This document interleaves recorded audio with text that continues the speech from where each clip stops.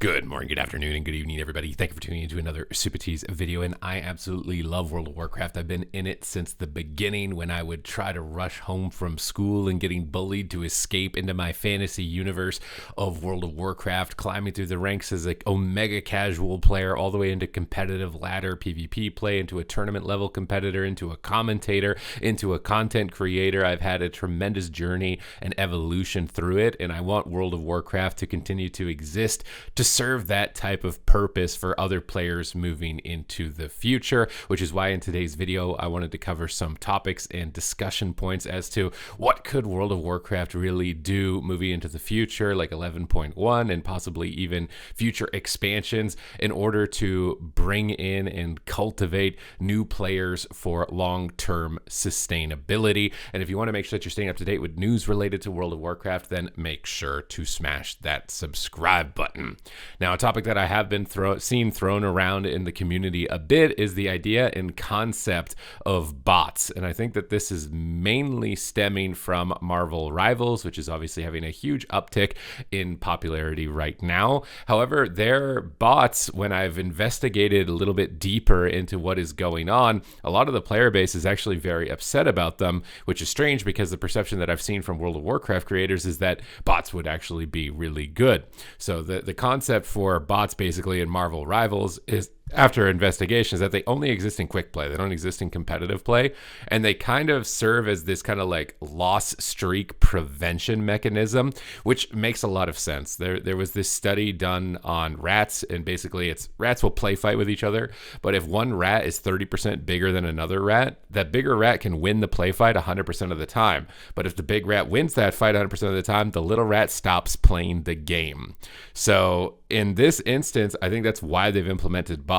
So if you're one of the rats scurrying around in Marvel Rivals and you're losing too much, you're probably going to quit. So they've created this system to throw you into a bot lobby so that the bots are basically going to fall over to you. You're going to get huge kill streaks and you're going to feel really good about yourself and get your dopamine up and be more likely to press the Q button again. So there's a lot of kind of like nefarious little psychological tricks, obviously, that are, underlining in that you've got to really pay attention to. And I don't know for certain if it's working or not. Now, obviously, to the players who are aware of it, I don't think that it is. A lot of them think that they're just kind of being babied by the game. Like, why did you give me these bots? I can't even learn anything from this experience. And maybe it's a tuning issue. Maybe the bots need to not be complete pushovers and just give you a game for free. If the bots were a little bit higher in difficulty to where you could learn some of your mechanics, maybe that would make it better.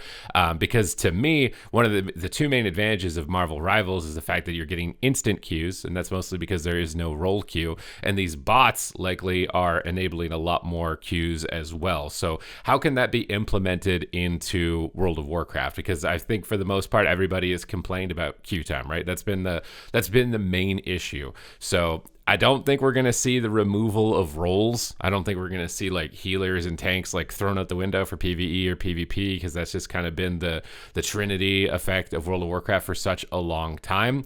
But I do think possibly enabling double DPS solo shuffle modes would likely increase participation by a large volume. Now, would the gameplay be the absolute best?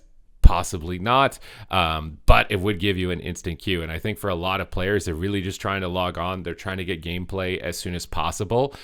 So the two concepts here with the bots and with the with no role queue would likely enable you to be able to get instant queues, be able to get gameplay, be able to get pressing your buttons. I think for players that are kind of on the lower rankings, 1500 rating and below, putting in bot healers. Now, obviously, unlike Marvel Rivals, I don't think that the bot healers can just be like total pushovers, or you're just like going in and bodying them in like less than 5 seconds. The bots obviously need to have some level of difficulty to them to be able to keep a match going forward. And for the most part, I think just having a bot healer that literally presses every cooldown that it has to increase its healing is probably going to be close to the same experience that you would get from a healer at 1500 rating or below anyways. But it's a fine line that you're going to have to walk. They really need to make sure that the bots are at least somewhat challenging, or able to keep games going for some time.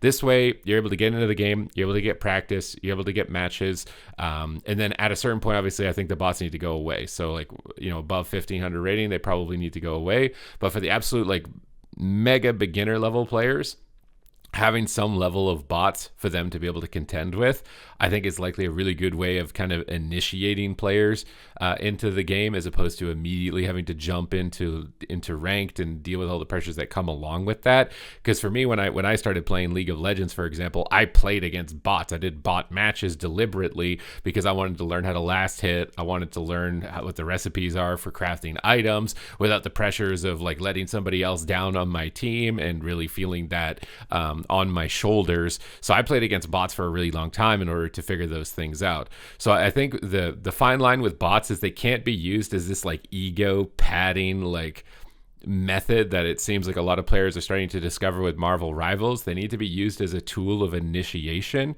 to lower the barrier of anxiety for players towards ranked competitive play, so they can get in and they can get their matches, they can get faster queues because the bots are always there. Obviously, you don't need to be worried if there's healers queuing or not.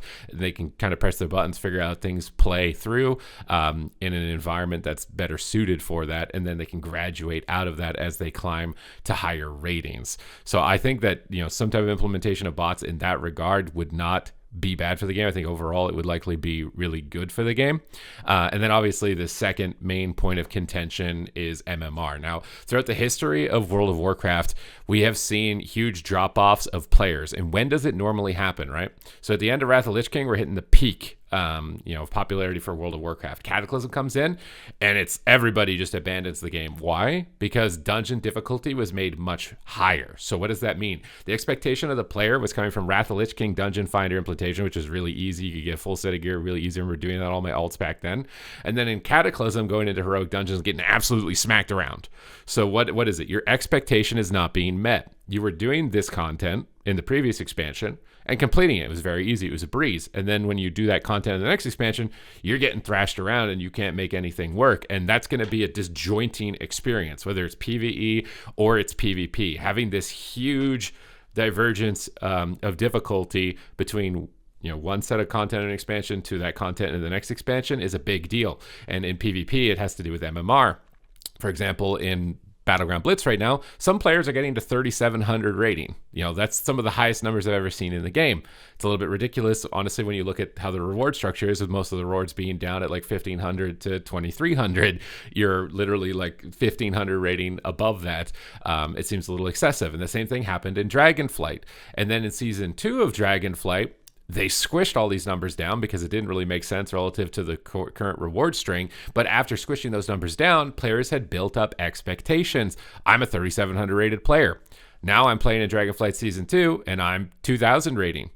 That is not going to feel good. That would be like going to the gym, you're bench pressing 405, you come into the gym the next day and you can't bench press the bar. You can't move 45 pounds. It's not going to work. You can't mess with people's expectations with where their progress and with where their goals are, which is why I think at this point with the current ranking system that they have, albeit, it is dated, it is old, it needs to be completely ripped out because of all of these false expectations for the player in terms of where should I be hitting? What metrics should I be able to hit? And if they can't hit them, they're going to get upset, they're going to leave, and they're going to quit.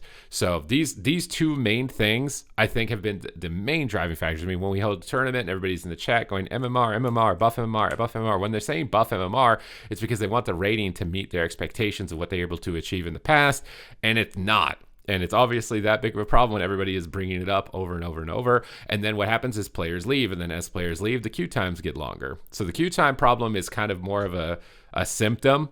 You can get these bots, but the main problem is the expectation of the player towards what type of goals they should be able to hit in the game that was set by the game itself, and now they can't hit those in the next season.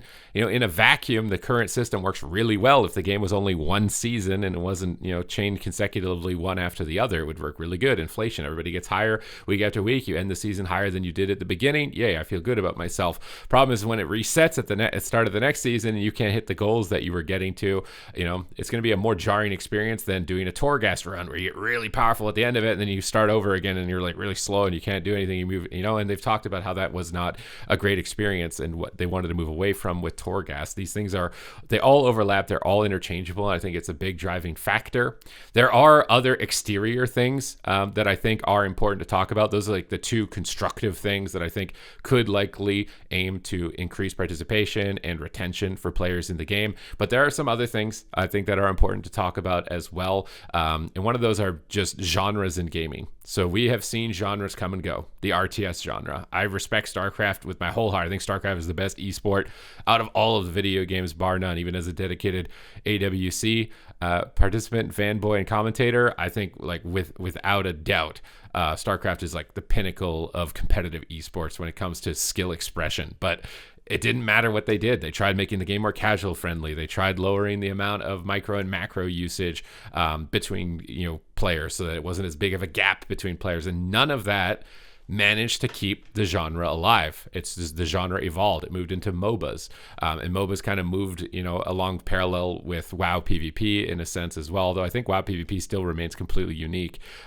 in that genre sense. But now battle royales is a genre. Basically take MMORPGs and distill them into a 20-minute experience. You start off on an island, you get land, you get power-ups, guns, whatever it is, depending on the concept for the game, and you go throughout the island, leveling up your character and taking out players in world PvP, and it distills the MMORPG experience into a 20-minute, it's a long-form YouTube video, right, versus a TikTok video. And with the current trend of attention span for consumers right now, the short form is just going to be getting higher attention, higher retention, I think, as it's going right now. And that's completely, I don't know what you can do as a game designer other than try and make your game more like TikTok, but then you're kind of going against the core foundations of what an MMORPG is in the first place. But if you try to stick with the core concepts of an MMORPG, then you're not adapting to the market, so you're never going to be able to pick up any new players. So you're really like, you're stuck in this spot of where do you go? What are you going to do? Like you're damned if you do, you're damned if you don't, in either direction. And I do think that is important to take into account. I think that World of Warcraft has a really strong, dedicated fan base that's been built up over years that is likely going to always return on patches and expansions.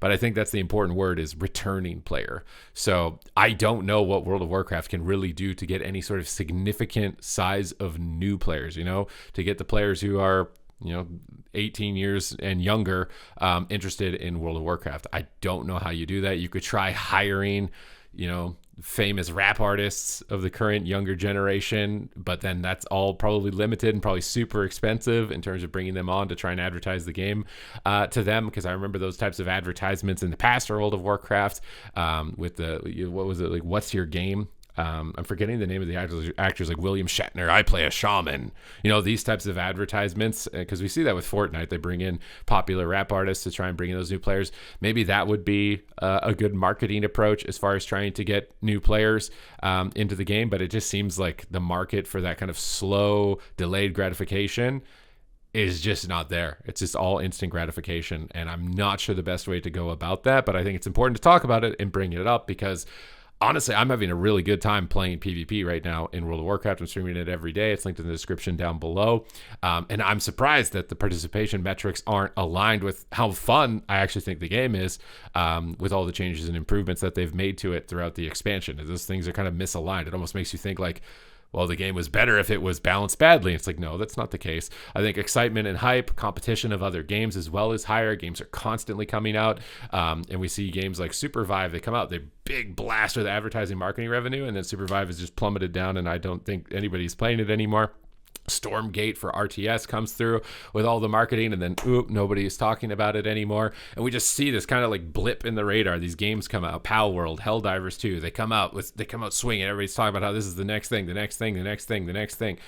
And they all disappear. And it has to do with dopamine in our brains, how we're wired. And now we're rewired for that short-term kind of instant gratification. And eventually the dopamine stops firing on a game when it comes out, when it's new.